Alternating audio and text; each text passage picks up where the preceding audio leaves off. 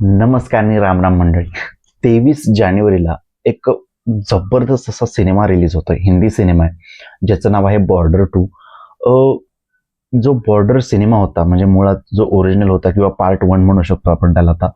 तर तो सिनेमा इतका लोकांनी पाहिला आणि त्याच्यानंतर सनी देओल यांची एक इमेज झाली की हे देशासाठीच सिनेमे करतात किंवा देशासाठीच वेगवेगळे सिनेमे करतात, छान करतात.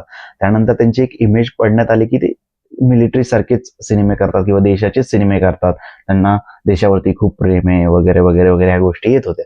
परंतु बॉर्डर आणि बॉर्डर मधले जे ते गाणे होते ना, वा, काय गाणे होते.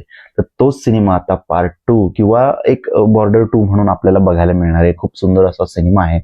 नुकतंच त्याचा ट्रेलर लॉन्च झाला आहे. वरुण धवन आहे आणि सगळ्यात महत्वाचं म्हणजे जो बॉर्डर 1ला जो टच होता म्युझिकचा, तोच देखील आपल्याला बॉर्डर 2 मध्ये देखील बघायला मिळणार आहे.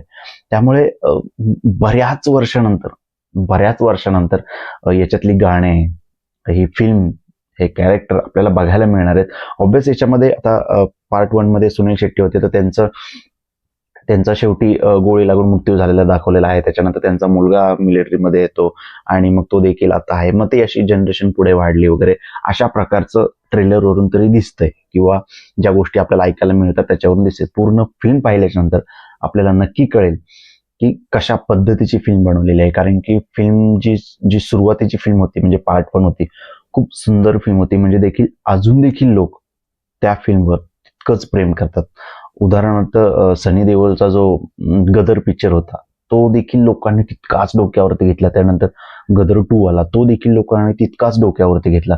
त्यामुळे बॉर्डर हा सिनेमा देखील एक ऐतिहासिक चित्रपट आहे. त्यामुळे आता लोक याला किती बघतायत, किती सपोर्ट करतायत, किती डोक्यावर घेतात हे आपल्याला बघावंच लागणार आहे. परंतु हा सिनेमा खरंच खूप छान आहे. ट्रेलरवरून तर वाटतं की सुंदर असं कथानक असणार आहे.